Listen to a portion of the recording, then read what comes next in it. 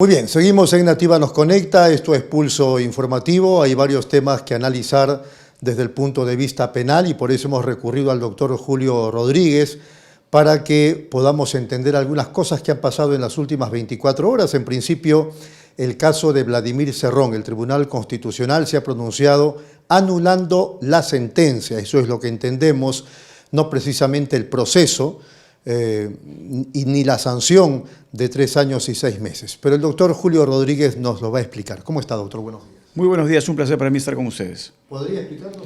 A ver, mire usted, lo que ha decidido el TC, en esencia, es declarar nula una resolución. La motivación del TC está ligada a que entienden ellos que la Sala Superior no ha precisado el momento de la comisión del delito y por lo tanto no se puede determinar exactamente cuándo habría prescrito la acción penal. Entendido ello así por el Tribunal Constitucional, le está ordenando al Poder Judicial que sea otra sala la que decida, declarándose nula la sentencia, cuándo es que se ha cometido el delito específicamente, cuándo es que se ha producido el acto colusorio, para que a partir de ese momento se compute el plazo de prescripción y finalmente se decida si es que prescribió o no prescribió y desde esta perspectiva si se mantiene o no la condena al señor Cerrón. El cuestionamiento entonces es a la resolución. Es a la resolución por un tema estrictamente ligado a fijar un detalle que entiende el tribunal ha sido omitido. El tribunal no está declarando inocente a Cerrón, no está declarando prescrita tampoco la acción penal, simplemente le está diciendo, ustedes no han precisado correctamente, hágalo un tribunal independiente y desde esta forma lo que quieren buscar a través del TC es corregir este indebido acto, entienden ellos, vulneratorio de derechos fundamentales. Por lo tanto, ¿Vladimir Cerrón sigue siendo o ya no prófugo de la justicia? Bueno, eso dependerá de él. Si él se entrega, deja de ser prófugo, ¿no? Pero lo que sucede es que él tiene otras medidas coercitivas que están vigentes y esas evidentemente no han cambiado. Y ojo, también hay que ser bien claros, él sigue siendo un condenado por ese delito en primera instancia. Lo que está viendo el Tribunal Constitucional es que el tribunal que veía la apelación decida respecto al plazo prescriptorio. Muy bien. Clarísimo. El otro asunto, este escabroso asunto del Parlamento Nacional, una presunta red criminal que encabezaría presuntamente también Jorge Torres Saravia y que alcanzaría ya políticamente a Alianza para el Progreso, ha declarado Lucho Valdés, que es el máximo representante después de Acuña de APP, pero ¿hay ahí cuestionamientos penales en esto que algunos llaman incluso trata de blancas y explotación sexual? Yo creo que están anticipándose a lo que se conoce el día de hoy. ¿Qué hecho se conoce el día de hoy? Una sindicación de una persona que mantiene su reserva, señalando que habían aparentemente, entre comillas, pagos sexuales por votos. Bueno, eso no es trata de personas, para comenzar. La trata exige violencia, grave amenaza, esclavitud sexual. Y eso no se está percibiendo de esa declaración. Por otro lado, lo que podría discutirse es proxenetismo, porque en el Perú la prostitución no es delito. Lo que es delito es favorecer la prostitución, motivar, incentivar la prostitución. Se llama proxenetismo. Por eso es trata. Por eso es trata. Trata es esclavitud sexual. Proxenetismo es favorecer la prostitución, motivar la prostitución. Es un delito menos grave que el de trata. Pero tampoco se ve que lo que existe ahí es un cambio de la trata carnal por dinero. Entonces no se ve tanto un proxenetismo. Una muchacha declaraba que, por ejemplo, le pide Torres Saravia que dé sus servicios sexuales a alguien, ella se niega y entonces la echa del trabajo. ¿Eso qué es? Bueno, esto sería sin ninguna duda un acto arbitrario, un despido arbitrario, ¿no? Hasta podríamos discutir si es que él tiene la autoridad para despedir y se trata de un abuso de su autoridad. Pero ahí no podemos hablar que hay trata de personas, ahí no podemos hablar que hay proxenetismo, ¿no? Pero las circunstancias cambian radicalmente cuando uno introduce como variable la muerte de esta exfuncionaria, este hecho lamentable, este hecho deplorable, ¿no?, de una persona que acaba siendo baleada aparentemente por instrucciones dadas a un sicario, aquel que está detrás del sicario, el instigador al sicariato, que tiene la misma pena que el sicario, si es alguien que ha dado la orden desde el Congreso de la República, ahí sí cambia todo el escenario.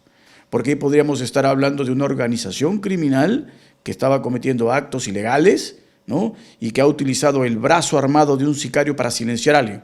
Ese es totalmente distinto. Pero eso también tendría que comprobarse. A eso iba. En una situación como esa, en ese contexto que usted ha planteado y que está conociendo todo el país, ¿cómo se podría probar? Bueno, es que el Ministerio Público tiene todas las herramientas, ¿no? Interceptación de las llamadas telefónicas, levantamiento del secreto de las comunicaciones, verificación de los sistemas electrónicos de comunicación, declaraciones de otras personas que están eventualmente involucradas en los hechos, que se pueden acoger a mecanismos de protección, etc. O sea, la Fiscalía tiene las herramientas para investigar. Tiene que investigar y verificar si esto se produjo o no se produjo. El presidente de la Comisión de Fiscalización, Juan Burgos, ha dicho que habría una suerte de canje de, digamos, caricias sexuales, por decirlo de algún modo, con votos. ¿Qué le parece? Bueno, eso sí sería deplorable, pero ojo, eso no sería delito. Eso sería una infracción constitucional sin ninguna duda, ¿no?, que podría inhabilitar a esas personas que han estado realizando ese tipo de actos. Pero si estamos hablando que hay favores sexuales, ¿no?, que se canjean por decisiones del Congreso, evidentemente eso es una infracción constitucional porque el congresista tiene que decidir libremente sin ningún condicionamiento. Y el favor sexual es un condicionamiento. Otro tema, la detención preliminar, que como usted sabe el Congreso en un momento determinado lo anuló, por decirlo de algún modo, y luego lo ha restituido, pero todavía no está en vigencia porque falta la promulgación de parte de la presidenta. Lo escuché a usted en la mañana en RPP sostener, salvo que lo haya entendido mal, que la detención preliminar finalmente no nos saca de ningún apuro. No, es que, a ver, están haciendo una suerte pues de exaltación de una institución que es nueva, que ha entrado con el Código Procesal Penal y que por lo tanto en el Perú pues, nos pasamos más de 70 años con el código anterior sin detención preliminar, y esto no significa que hayamos tenido una mejor o peor justicia que la actual. No, claro, pero tenemos otros contextos ahora, ¿no? Sí, la corrupción, la criminalidad. Sí, pero ese contexto de corrupción lo tenemos hace 25 años, cuando no estaba el Código Procesal Penal vigente. O sea, yo no creo de ninguna manera que cambia en algo. Lo que sí es peligroso es lo que ya han dicho organismos internacionales, que el Perú abusa de la detención preliminar y de la prisión preventiva. Entonces, yo creo que podría haber detención preliminar, pero sí. No es culpa ni de la preventiva ni de la preliminar. No, sí. Bueno, evidentemente es culpa de la aplicación de estas instituciones y de la laxitud respecto a la preliminar en cuanto a su redacción. La preliminar tiene que estar reducida a casos extremadamente graves y ha comenzado a ser utilizada para todos los casos. Entonces, ahí es donde se analiza, ¿no?, de manera clara el abuso que han cometido de la detención preliminar. Porque la Fiscalía estaba cometiendo un error garrafal, internacionalmente vedado. Yo no detengo para investigar, yo investigo y después detengo. Muy bien. Se abusa de la detención preliminar, dice usted, y creo que mucha gente suscribiría eso. ¿Pero es importante en estos contextos o no? Yo creo que es una herramienta que tiene una finalidad muy precisa, que ha sido obviamente trastocada en su aplicación. La detención preliminar se debe aplicar evidentemente cuando se motive urgencia y necesidad.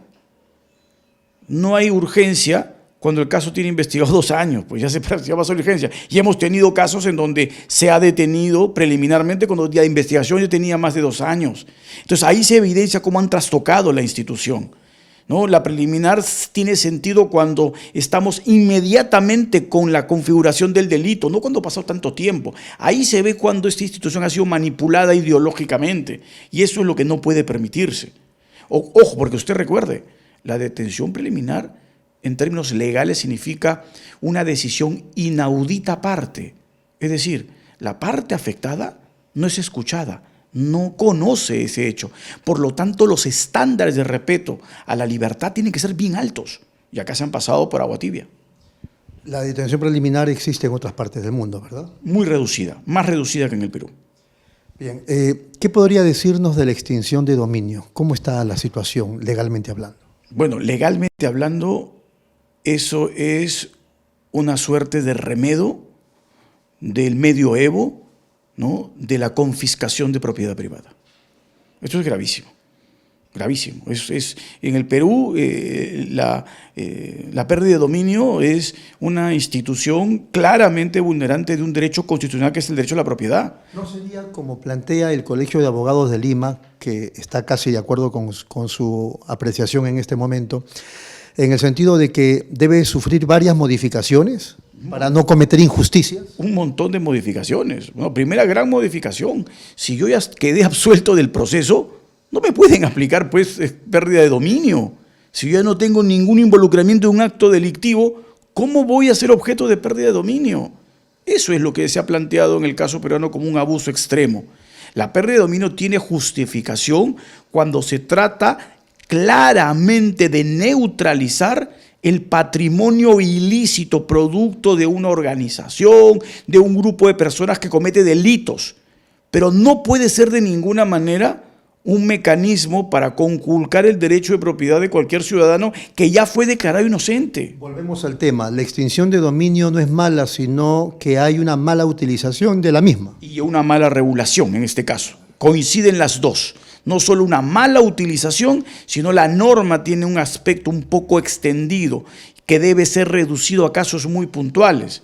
La pérdida, la extinción de dominio en otros países existe, pero se circunscribe. ¿A quién quiero quitarle yo la posibilidad de que utilice el patrimonio en contra del Estado? A las organizaciones criminales. Entonces tengo que circunscribirlo para ese tipo de delitos. No puedo extenderlo para cualquiera, incluso en casos donde la persona ya se fue declarada inocente. Muy bien. Para terminar, ya el tiempo nos ha ganado, me están haciendo señas. ¿Qué impresión, claro, en una suerte de resumen apretado, qué impresión tiene de cómo en el 2024, no le voy a preguntar sobre crisis política, usted no es político, impresión tiene sobre cómo se ha manoseado o no las normas legales, el Código Penal, la Constitución del Estado? Bueno, tristemente en este país eso se hace cada año y cada vez peor. El Código Penal tiene más de 700 modificaciones. Con esa cantidad de modificaciones podría haber hecho 4 códigos penales. Y es hora que se sienten, ¿no?, y se realicen modificaciones estructuradas, orgánicas al Código Penal. Y lo otro, hay que simplemente sacarle la venda a los ojos a los ciudadanos. El Código Penal, paso atrás, el derecho penal no previene delitos. Y siempre se trata de darle al derecho penal la función de prevenir, función que es imposible que alcance. Entonces es puramente un discurso vacío, populismo. Más penas, más altas, menos crímenes, eso es mentira. Y eso está demostrado científicamente. Entonces, lo que sucede es que, entre comillas, dicen los parlamentarios, su gran mayoría, que pues, cambiar el Código Penal, cambiar el Código Procesal Penal no tiene costo. Entonces, pues, como no tiene costo, eso es una suerte pues, de caramelo para la ciudadanía diciendo estamos haciendo algo contra la criminalidad, lo cual es absolutamente falso. Muy bien, ha sido muy amable. Un placer. Muchas gracias al doctor Julio Rodríguez. Nos vamos a la pausa. Regresamos con más en Pulso Informativo.